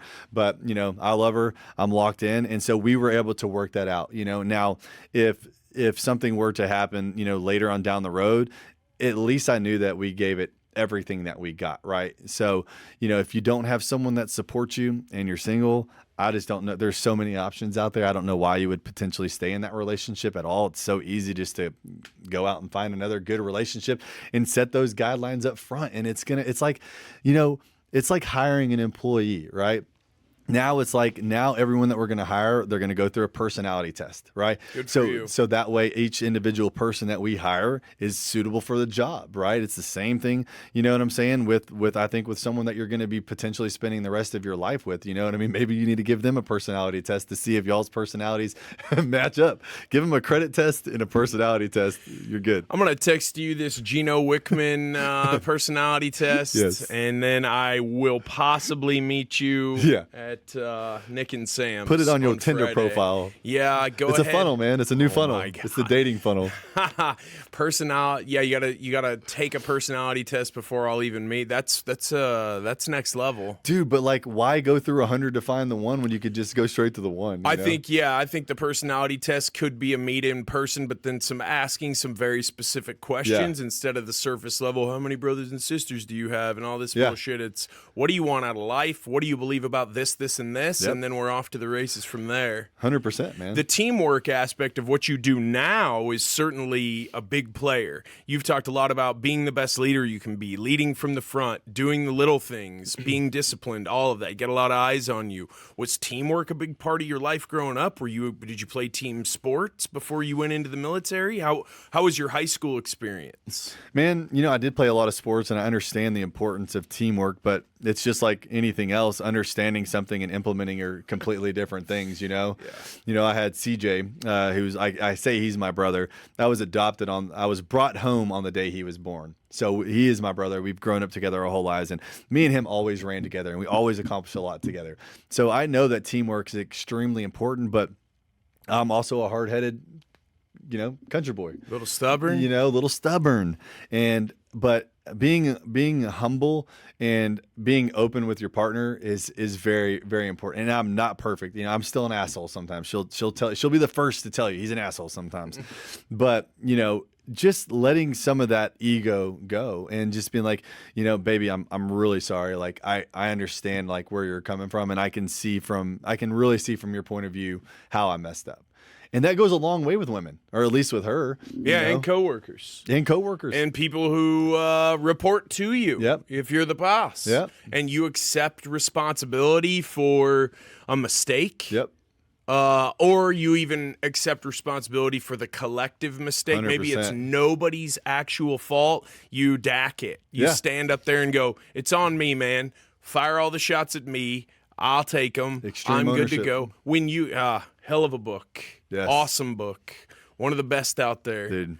Truly. It's read it. It's a game changer, man. Read it twice. Read it once. Listen to it once. At least. Seriously. Read it twice and highlight. When you was the military experience right out of high school? Right out of high school. I was getting in some trouble when I was like 16, 17, and 18, and basically the judge Hard was to like, imagine. Yeah, hard to imagine, right? Me? No. The judge was like, hey, man, you know, you can clean your shit up, go to the military, or you can go to jail. I was like, I'm going to the military. What See ya. branch? Navy. Right when you get there, was it a shock to the system of it's their way or the highway, lots of orders, there's no calling your own shot, there's no managing your own time? Was that hard to get used to? Man, I knew that I needed to get out. And you knew that it was, I better do this or it's jail, and jail's a bitch. Yeah, and yeah. Could you imagine me? You know, I'm like 18 years old. You got a pretty decent looking face. I might be someone's bitch back there. Really, like some big old There's dude. a you know? high likelihood or you'd have to come out of there with you might come out of there with some big swastika tattoos on your chest to avoid that. So like in the military, man, I don't know, man. I knew I wanted to get out of there, and I knew that I wanted to do better, and honestly, I fell naturally into a leadership position there. I was the RPOC, which is the recruit petty officer in charge. So I led that entire battalion like through everything until 3 weeks before graduation. There was these two other dudes. They were from New Orleans, and they did not like me having that position. And so one time they tried to jump me in the bathroom. And so I hit one of the dudes and knocked him out. And then me and the other guy, his name started with P-O-R-T, like Portillo or something like that. We were fighting. And then everyone came in and like broke us all up, you know? And so we all had like a leadership position, but I was like the one with the gold sword that like was walking people in to the graduation. That was like the RPOC. That was the first person. And anyways, we just never got along. And these two guys were in New Orleans together, and they knew each other. And anyways, got into a fight, and I lost that position. And I'll never forget, man, how much I regretted that, because you don't get to just reach out to your parents all the time. So I wasn't going to get to reach out to my parents again or have a phone call. And the last phone call I had with my mom and dad was like, Mom, you'd be so proud of me. I'm the RPOC. I'm the one in charge, and you're going to see me in the very front. And dude, I'll just never forget how disappointed I was, dude. I remember I was laying in my bed one time, and you know, where you have double beds, and I was laying there, and I was just writing to her. I was bawling my eyes out. Like I just felt all this regret because I treated her really bad. Like I would call her names when I was like 16 and 17. Like I would say the most horrific things, like, you're not my real mom, like horrible things, man. And I was so proud. That was like one of the proudest moments of my life. And then I lost it by fighting, like, what am I doing here, man? It's the same shit I'm trying to get out of, So I remember writing her this letter and just how much I love her and how grateful I was and how sorry I was and that I wouldn't be in the front, that I'm going to be in the back and, and just all this stuff. And my parents have loved me no matter what through thick and thin. So they just showed up and they just loved me and hugged me. And, it was just, just one of those things, man, that, definitely was just one of those regrets to losing that position for sure. But were there experiences that you had in the field serving your country? And thank you for your service. You're welcome, by man. the way. Very welcome.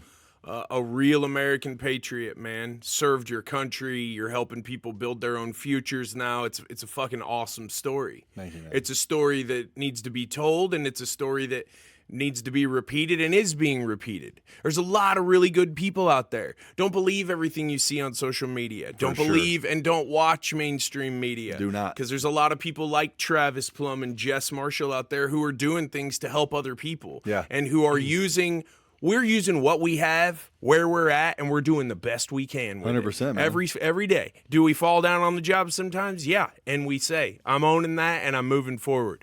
Were there times in the field, were there traumatic experiences that you had that have shaped your life moving forward? Can you think of one specifically that just jumps to mind? I think about them all the time, man. It just never goes away. I ran convoy security. So my job was, I was a 240 machine gunner and I was in a gun truck. So I have pictures and stuff like that of me in my gun truck and videos and all sorts of stuff on my computers. And, my job was to provide security for weapons or VIP personnel or supplies from base to base to base. So my first tour, I was 06. I think I'd like just turned 21. And I went out and we were stationed in this place called TQ. It was Takadam. And we would basically run convoy security from Takadam to Fallujah to Baghdad to Bayab, which is Baghdad International Airport, to Tikrit. And we would basically make all these runs. And we ran night convoy security. So yeah, man, it was crazy. It was crazy. Yeah. I mean, when you're running night convoy security, man, bad things happen. Sometimes you got to pull the trigger. Luckily, not that I know of. I didn't have to shoot anyone personally. We've obviously had to pull the trigger on buildings and vehicles, and you don't know what goes on inside of that. But, we got hit with several IEDs. Like the first IED that we ever got hit with, they stuffed a 155 mortar round, which is probably about this big around. They stuffed a 155 mortar round inside of a dead dog. So what they do is they kill animals and sheep and stuff, and they cut them open. They put bombs in there. So I'll never forget. We were just out of the gate because like you come in there and you have 2 weeks to where you're basically like turning over the group that was before you and doing a bunch of training.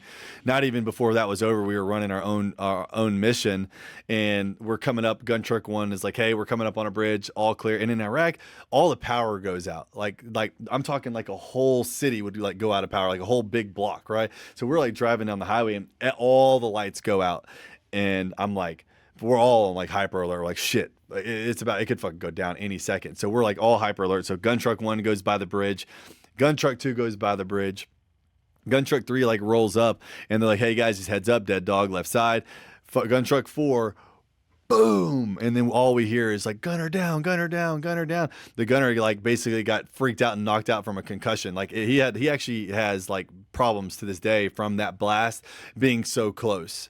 You know what I'm saying? So like it doesn't have to hit underneath your truck. The concussion from those blasts can destroy you. It can kill you. You know what I'm saying? If they're big enough, they can just completely disrupt the inside of your body and kill you. So that, it was 10 months of every single fucking night being scared. And encountering that evil that you referred to. Oh, it's bad. Previously, where we're using women and children, and there are women that walk up and act like they're pregnant and have bombs in their bellies and they kill themselves. Dude, they're little kids. There was one kid that threw a grenade into a Humvee and killed 3 Marines and himself. This stuff happens all the time, and it's crazy. I actually really never talk about it just because, but I think about it all the time. It's not a fucking video game. Fuck no, there ain't no gulag. You lost friends, I imagine. Buddies. Yeah, man. Yeah, luckily no one on my team died, but yeah, other teams, unfortunately. Marines, Army. Would you trade that experience if you got to go back? No, hell no. I wouldn't trade it for the world, man. What did you take, if you could distill that down into 150 proof shot of Everclear, what did you take forward with you into the rest of your life from that experience? Well, man, I mean, life is just sweet, but we live in the greatest country in the world. When you're running through there, dude, and you see all these buildings and they're just blown up. You see little kids walking down the street with AK-47s. I mean, you just learn to not take things for granted. I mean, the number one thing is like not taking things for granted. Like, you think you got problems over here in America? You got a freaking iPhone 14. You know what I'm saying? Like, you have internet. Like, you have a toilet. Like, when I hear people bitch about stuff, I'm like, you have no idea how it is in third world countries and other parts of the world. Like, you have no idea. You should go. I think that everyone should go do some sort of stint in the military. Yeah. I really do. Maybe not the military that we have now. You have running water, and not only that, you can drink that running water unless you're in Flint, Michigan. Dude, you just don't have to walk up and down the street and worry about getting blown up or shot at. How much does it piss you off, the anti-patriotic movement? More than I would ever. It pisses you just me have off to so turn a blind eye to it and blaze forward because would just piss you off if you spend too much time thinking about 100%. I'm like really big into politics. Like, you can ask Sam. Like, if there's one thing I'm on the internet doing, it's all politics. Like, I love it. You know what I'm saying? But I fucking hate what's going on in our country. And like, to me, it's just the ultimate stupidity. How could you want to get rid of police in the military? What are you going to do when China comes over here? You know what I'm saying? Or Russia tries to come over here. Who are you going to rely on? Huh? You're going to rely on the person with the purple hair who's got no guns and you know what I'm saying? Like, you're not. You're going to come to me, or you're going to come to Jess, because we got guns and we're strapped up and we're going to protect what we love.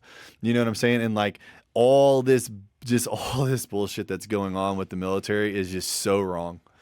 And it's this push, right, from whoever the powers that be are for globalism. Yeah, one world order. And it's this odd political correct movement of you can't be patriotic. It's not cool to be patriotic anymore. It's insane. I had a guy on a couple of weeks ago. He trains. He's preeminent animal trainer on the face of the planet, but he trains those Belgian Malinois. Oh, it's his big. It's unreal what he does with these dogs, and he's from an Eastern Bloc country, and he's only been living here for 6 years, and he's just like, no one here who complains about how it is here has any idea what they're even fucking saying. They've never left. And you've seen that underbelly of evil, of just lack of resources, lack of opportunity. I mean, if you're not making it happen here, it's not because you don't have the opportunity. No, hell no. And a lot of people will say, well, but what if I live in the inner city, or what if listen, man, I drive around a lot. So do you. Yep. And when I drive through neighborhoods and there's cars in all the driveways and it's 2 PM and all the lawns are 2 feet tall. Yep. Okay, there's an opportunity to make money there. If you don't think that there's any opportunity to get out there and provide for your family, it's because you either don't want to work hard and you're just stuck in that complaining downward cycle, or you just might have some sort of mental issue. Yeah. Because there is an opportunity around every corner. Well, I think first you have to really want to seek that information. And I think that's where people just have no desire whatsoever to seek it.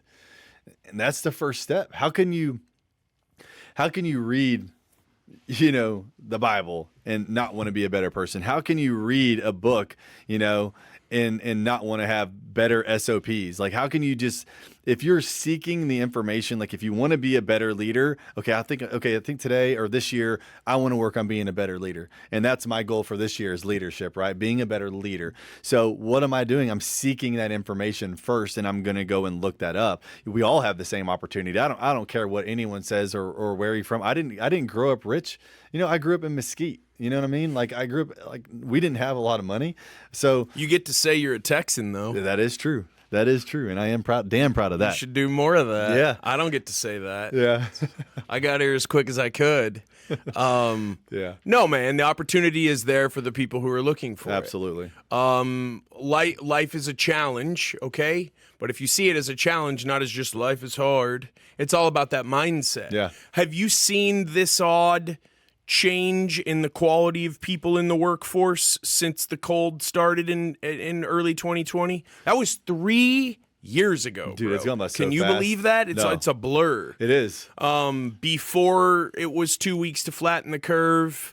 The such a economy was actually booming Of course it was. under Orange Man bad. Yes, yes. There greatest were man alive. yeah, there were there were low unemployment numbers. things were moving in a great direction.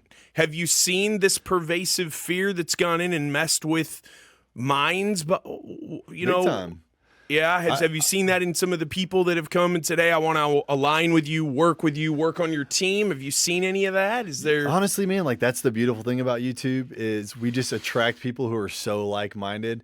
So I do not, even with the clients that move here, they're all like us. They're like pro guns, you know, pro freedom, pro speech, anti-vax. All they're hardworking? hardworking. You know what I'm saying? You don't have to get them out of bed every morning and No. brush their teeth for them. Yeah, but the people who find us, I mean, we put them through we put them through a pretty rigorous process to even hop on a 30-minute phone call with me. So they're very well qualified.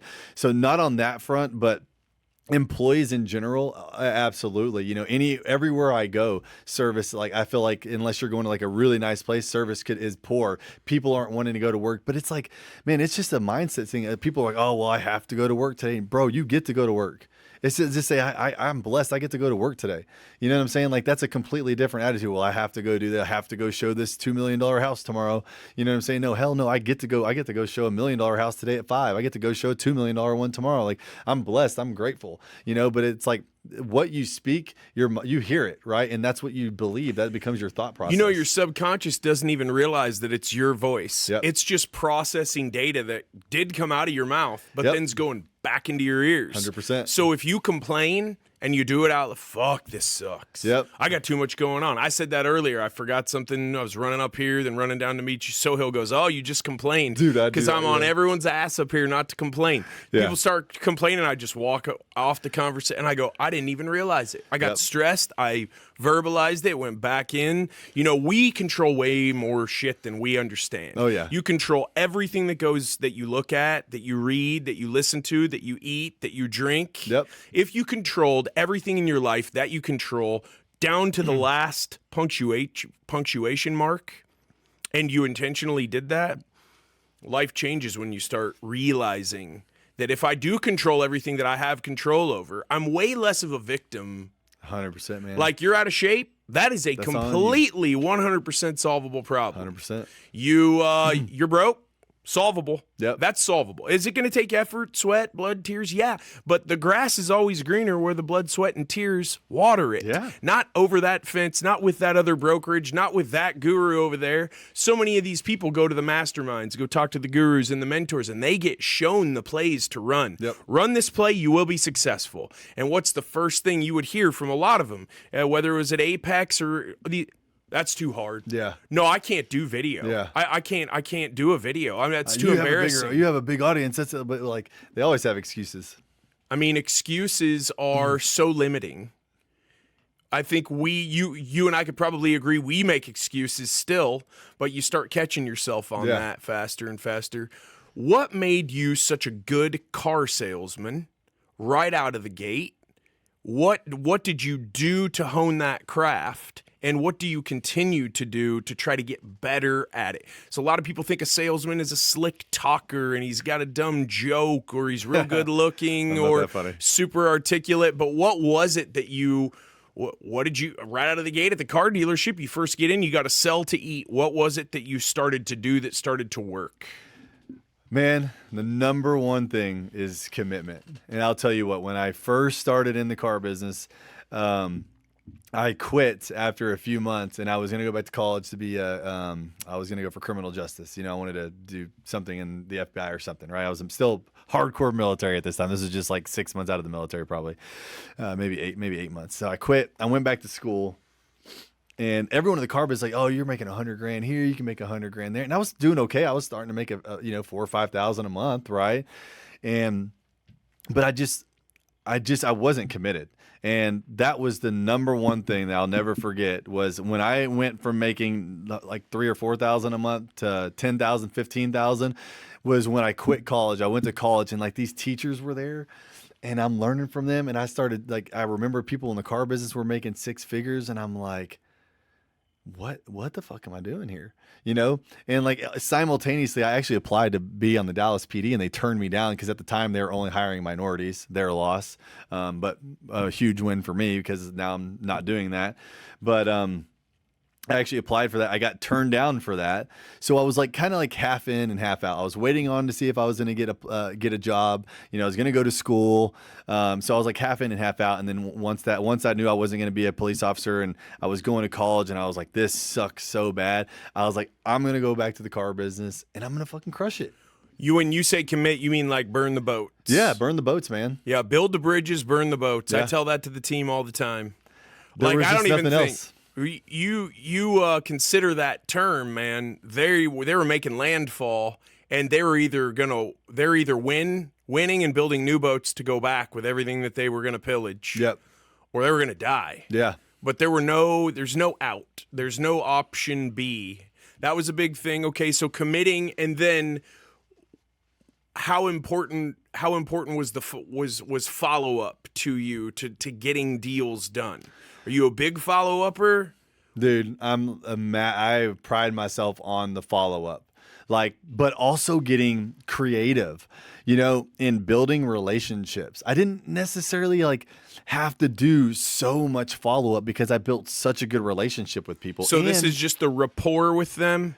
Did Yeah. that very simply just start with you listening more than you talked when you would meet a prospect? 100%, man. And just having a good time. It was just not about the car. It was about them. It was always when I did a walk around, I was like, what are the three? I would go make them walk with me on their trade-in. What are the three things you hate about this car? And they would tell me. And then when I'm walking the new car, what are the three things that are the best? Because there's 50 features on here. What are your favorite three things? So when I went to go close them, I was like, you remember how you hated that car didn't blow any cold AC? You hated that it was super loud and had all that road noise, and that you hated that you always had to worry about your kids being safe in the back of that thing? Well, look, this is why you came here, is because you wanted a car that had great technology, that was extremely safe for your kids. And I would touch on the three. I didn't overcomplicate a process. I touched base on the three things they hated. I brought the pain to it, and then I brought the relief, which was that, right? So I always, that was just my thing.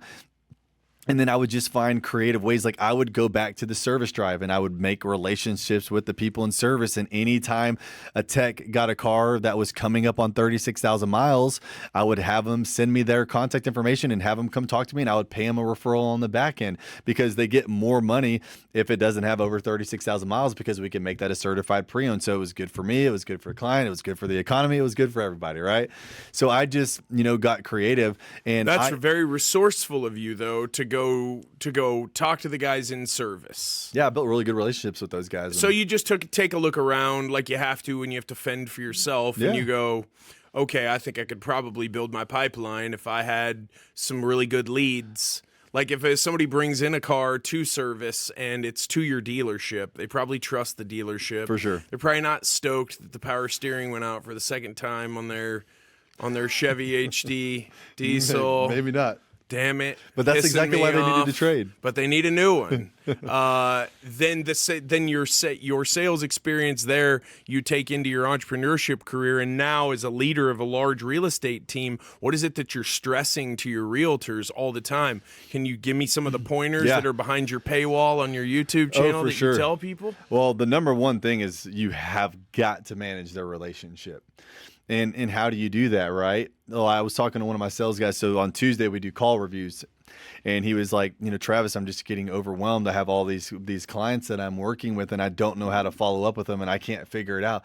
And I told him, I was like, Nick, it's not your job to figure it out. It's your job to ask the clients how they want to be followed up with, because he's trying to follow up with them like every single day. And you don't have to do that. You know what I mean? So I'm very good at asking questions, right, with the people that I work with, because I'm genuinely wanting to help them out. So I asked them, hey, look, I want to be the go-to real estate agent that you think of when you're thinking of buying, selling, or investing in Dallas, Texas, right, or Dallas, Fort Worth. What can I do to continually always be of service to you and earn your business? And they'll tell me exactly what I need to do. How often would you like for me to follow up with you? I can follow up with you every day if you want someone to talk to you every day, or I can follow up with you once a month. I want to always be there for you on your schedule, on your time. What does that look like for you? And so they're going to tell me, like, I had a client that's looking at $1.5 million, right? Another client. And she's like, I just want you to call me once a week and just check in and make sure everything's going okay. She's moving in the next 3 months. And then what, you put that into your calendar, and it pops up, and you told her you would, and then you do. Yep. So you are a man of your word, or a woman of your word when you, or they say once a month, and you say, do you like Friday or do you like Monday? You put it in, you execute. Yep. They know they can trust you. The know, like, trust thing is very true. That Frank Kern stuff is 100% true. Yeah. He's a good follow on Instagram. Yeah. Who are some of, I know you use social media. You don't let social media use you. You don't let it run your life. For sure. You run it. Who are some of your top business follows on Instagram? For example, we both follow Hormozy. I think he gives a lot of really good value. He's putting out some really good hacks for salespeople. Yeah. Are there some others that pop to mind outside of the Gary V, outside of the Brad Lee, outside Grant of Cardone's? Yeah, outside of the Grant Cardone or Ed Milet that bring value, that young people in sales could actually use social media to learn how to hone their craft? Is something like that jump to mind? Oh, for sure. Other than you, of course. Nah, yeah, you can follow me if you want. Go ahead. I can definitely help you out. So I have a little hack on Instagram. I don't know, if you use it, but what I do is I am intentionally looking for the best people to help me in the moment of what I'm really trying to learn. If I want to learn Reels, I'm going to go and I'm going to look for who I think are the best people teaching Reels, and then I'm going to follow them. And I'm going to set them as my favorite. I think I can have 50 favorites. On the top corner, you can go to just your favorites. Interesting. So if you want to look at Ryan Pineda, one of my favorite guys right now doing wholesaling and flipping, he's a beast. Pace Morby, if you want to get into wholesaling and all of that stuff. So this is really where I stay. And I build relationships with these people because I'm going to like his stuff and I'm going to comment on his stuff. Jason Matuk, he does a bunch of cool reels for real estate. So I can build a relationship with him. I like, this guy drops a lot of good reels for the mortgage side. Christian, he's a really big reels guy up in Canada. He's in our organization. So I go and You said that just like a Canadian, bro. Yeah. Yeah. And so I follow the people, that I'm really trying to work on my relationships with, and or people like Jordan Peterson for mindset, who is a great leader for mindset, who's a good follower of God. I'll follow those and set them as my favorites. So how do you find them? Or you're just kind of scrounging around looking at stuff, and then maybe you'll look in the comments. Do you the Discover page? You search for mindset or Absolutely. real estate reels expert or biohacking or carnivore diet. I seek. Seek and you will find. Knock and the door will be open to you. Yes, sir. Yeah, I mean, there's a lot of wisdom in the scriptures. There is. There's so much, actually. And I look for them, and there's a bunch of people in there. But that's what I do, man. I look for them and I follow them and I make them a favorite, and then I usually just scroll right there. Was there a time in your life that you can pinpoint when you started to live your life intentionally instead of reactionally, where in your mind you were like, wow, I see that I don't move intentionally, that I am always putting out fires, there's all these bad things happening to me? Can you pinpoint that? Like, you could really pinpoint that DMT experience? Or was that something that just started to grow progressive as you got around like-minded people, especially people who are maybe further along in their journey than you, but then they have an abundance mindset, so they're freely telling you everything they've done. Yep. They're not hiding the play. They're telling you everything they've done. Yeah, for me, I think it's really been a progression over time. I would say really controlling it better than ever was the last 2 years. I got really good. And, it kind of ties back to what we were talking about earlier, is working on the things that you can control. The reason why I don't have any anxiety anymore and stress is, for one, business is going well, but it's because I stopped trying to control things that I cannot control and only focus on the things that I can control. I know that I can go to the gym. That's in my control. Like you said, I know that I can do my follow-up. That's in my control. All these things that are in my control. I used to get really pissed off because Sam, she's a mess. So I was like, okay, instead of me fighting with her to clean, how can I control this myself? I can't control her, and I don't want to. I want her to be her, whatever. So I hired someone who comes and cleans every single day. You know what I'm saying? So, it's like, if I can help supplement it or control it, I'm going to do that. I can control my calendar, right? That's like an extremely important thing for me. And so just the discipline and just consistently implementing that next thing that can make me better is really taken place over, my whole entire life, but really over the last few years, I feel like I've just gotten so much better. And now in this moment, I've definitely at a better place just all around than I've ever been, for sure. But I'm intentional about it every single day. That's what I'm thinking about. How can I be better? How can I be better? Yeah, the time management thing, waking up early, those are two hacks that people don't understand how useful they can be in terms of rocketing their productivity. I think people really underplay those. I 100% agree, and they're easy, and they're not that hard. There's a lot of different ways you can wake yourself up more naturally. I use a daylight alarm. That thing's been a game changer for me. What is it? It's a daylight alarm. So it's an alarm clock, alarm. and it just barely starts to grow the light until it's bright. Dude, I'm gonna have to check that out. Text me, because I got to text you about some stuff, too. Okay, cool. It's called Hatch. They also have guided meditations on there. They have a red light function on there, and they have a... So the other thing that I've added to the daylight, especially if it's a day when I can't afford to not get right up, is I don't put any music or loud sounds to wake up, but birds singing is a setting on there. That's been amazing. Awakening. Yeah. And then in the background, in my workspace, if I'm at the home office or at the office where Brian offices, where I saw you the other day, I will not have music on. Definitely not the fucking news. No ESPN. I just throw it on YouTube and birds chirping. The energy level in the office, if there's other people in there, we're all working. That's kind of a crazy little biohack thing I found out about too. So all those little things. The vibrations and the frequencies have a big effect on our mindset and mood. It's the little things, man. And you start folding the little things all together and habit stacking like James Clear talks about and shit. Instead of making little tiny steps forward like you had been, and now these last couple of years it's been advancement, because you were stacking those bricks, though. Yeah, hell yeah, dude. It's good. It's a really good way to put it, man, because I've never really thought of it like that. But you're right, because, our first year in real estate, we made $1 million, right, in commissions on just the real estate stuff. And then last year it was like 3.5 or 3.7, somewhere in there.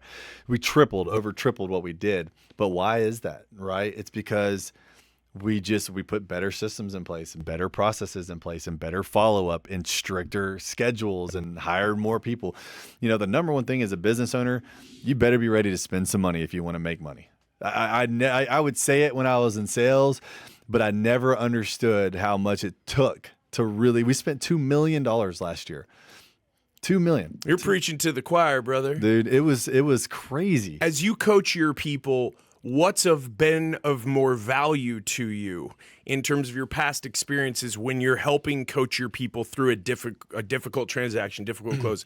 Has it been the losses, the mistakes, the failures, or has it been the big wins that have actually become the most value to you now? And now you're able to monetize it. I know my answer. Yeah. And able to help your people. And now, is it the wins that are making you the most money, the past wins, or is it that past adversity that's actually making you the most money now? I think it's a combination of both. Like if I'm working with a client, it's really going to depend on their story. And that's when it comes down to asking the right questions. Like, have they been in a similar situation that I can relate to them and talk to them and talk them through to the next level? That's a different conversation than perhaps someone who's, really kind of got it together. They don't like, they're more, how can you help me in my business more than how can you help me in my personal life, right? So yeah, I think a combination of like all of my past failures, because I'm a storyteller. So when I'm teaching people, I am telling them stories about something that's happened in my past, because people learn so much better that way. And I think it's just a fun way to teach. And I don't do it on purpose. I just naturally think when I'm thinking of something, I'm like, oh shit, well, this is what happened to me. So I can really relate and say, hey, look, like if someone is like really stressed about money or YouTube or how long it's going to take, I can tell them, hey, just 4 years ago, I was eating tuna packets. You know what I'm saying? But I never gave up, and I kept fighting, and I picked one thing, which was YouTube, and we went all in on that one thing. How can you do 5 things? You're only giving 25 or 20% attention to those 5 things when you need to stop being distracted and doing all this other stuff to market. Just go hard on one thing and give it 110% of your effort, So I can just relate to people on different levels depending upon where they're at in their business. And then we kind of just take it from there. If you looked back at your life as it stands right now, is there one skill, one ability, one character trait? Those are kind of interchangeable terms. Is there one? Just give me one that you're most proud of. Yeah, I mean, I would say the thing that I'm most proud of is probably my resilience, just to never give up. But I would say on the flip side of that, the one thing I regret the most was fear. Having fear.